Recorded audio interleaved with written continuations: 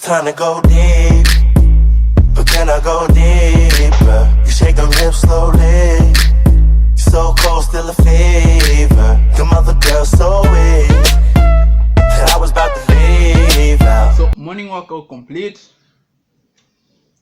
I'm just making sure I get my calories in. So if you're watching this video, you're probably into self-improvement, and by watching this, you're actively taking part in the self-improvement process. So to help you out today, I'm going to talk about a couple of things that I wish I had learned earlier. The first thing that I wish I learned earlier was set long-term goals. I remember back in the day, I was always spontaneous. I never really planned for my future. I was mostly a person who worked on the present, not really planning about anything at all in general. Even in my educational studies, I just used to just be spontaneous and actually revised for the exam that I was going to do the night before. Like, that's just a recipe for failure. So after sitting down and thinking about my life for a long time, I gained perspective and decided I am going to set my long-term goal. One of my long-term goal is like to say I make $1 million by the time I'm 25. Yes, I know it's far stretched or looks impossible, but even if I do not achieve the $1 million that I have planned to make by 25, I will have made a certain amount of money by 25. So it's a win-win. So the long-term goals that I want you to plan should be realistic and achievable. Don't try to achieve something so great using a short amount of time. So to help you with this, drop some 3 long-term goals on the comment that you want to achieve. 2, it's okay to be different. Listen guys, most of the time we try to model ourselves into people that we are not, all because of peer pressure. We try out different stuff all because of peer pressure. Our friends want us to do something, but that makes us not be free, not be ourselves. Like, we cannot fully express ourselves. In doing so, we're really not helping ourselves. So I know everyone can be a little bit weird, and it's about time we embrace our weirdness. I mean, come on, we're in the 21st century, right? So I think it's okay to be different or to be a little bit weird. You should not like pressurize someone else because they're different from you, because in fact, I'm a strong believer of equality to all. So if you're different in any way, like, I invoke you to continue with your difference and like fully express your difference in anything that you're doing. Don't be ashamed of anything whatsoever. The other thing that I have learned is growth before love. Look, it is like statistic has proven that most of these new marriages or relationship, like, they fail.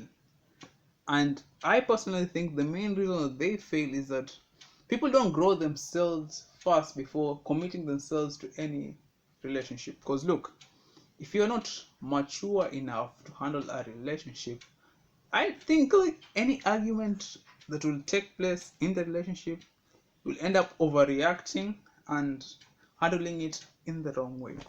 So young people, before you even rush to making any commitments, like, should first grow yourself first. Like, make sure you have a stable job. At least, to the very least, make sure you have a stable job, because you cannot indulge yourself in a commitment without the financial capability to sustain both of you. And I've realized, like, most of what people call love nowadays is not real love. I can call it fish love. Fish love in the sense that, like, people say they love fish, but they take the fish out of the water, kill it, and eat it. That does not mean you love fish. You love yourself because the fish is making you feel good. Now, that's what I also see is happening to the world. Let me make myself clear. I did not say you stop taking fish. If you still love fish, continue eating your fish. I just wanted to make that clear. So that was just an example, open to your interpretation. Another thing I wished I'd learned earlier is that you should definitely read more books. Look, knowledge is power, and knowledge about yourself is self-empowerment. So if I were you, I will read more books that will help me develop my attitude, my character. A book like this, Awaken the Giant Within, like Thoughts to Build On, The Unemployed Millionaire. So these are the few examples of books that you can read. Because I have realized one thing, like most of the problems in the world can be solved by books. Like books can solve most of the problem in the world. But you do not have to read all the books in the world because you do not have all the problems in the world.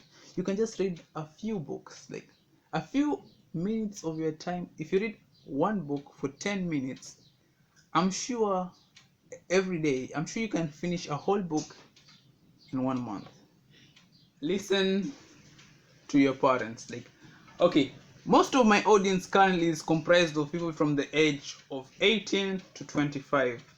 And I know from personal experience at that age, our mind kind of goes crazy and we start thinking that we know what's best for ourselves. Like we have an insane idea that we're going to be the next music star, not knowing that the success of musicians is not that high, it's quite low. So our parents will try out to help us out, and in the long run we end up not listening to them because we think we know what's best for us, but it's sad to say that we don't. So next time your parent tells you something and you kind of question it, I want you to think of it in the long-term perspective, because they have obviously thought about this for quite some time, and I believe that with all age comes wisdom. So think about that before actually acting and shouting. So to think about what they're telling you. And obviously there's no parent who will ever lie to you. Trust me, this is from experience. Like no parent will ever lie to you.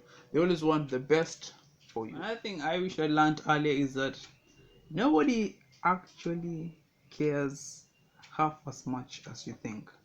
Look, you'll realize that you are your biggest critic and no one actually cares half as much as you think.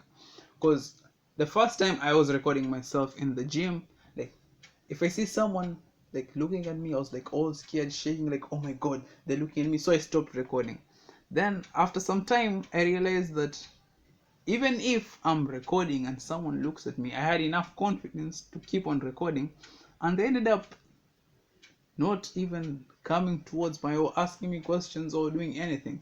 Because I've realized the same insecurities that you have, probably also someone else has them, and everyone is busy focusing on themselves to actually care so much about you.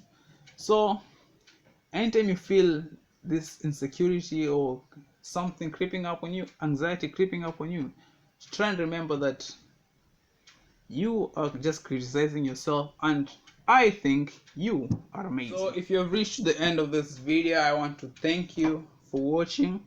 And if you're not subscribed, what are you doing? Click subscribe and turn notification, because I post a new video every week, and as usual they are great. So why don't you give this video a thumbs up, and I'll see you guys on my next video.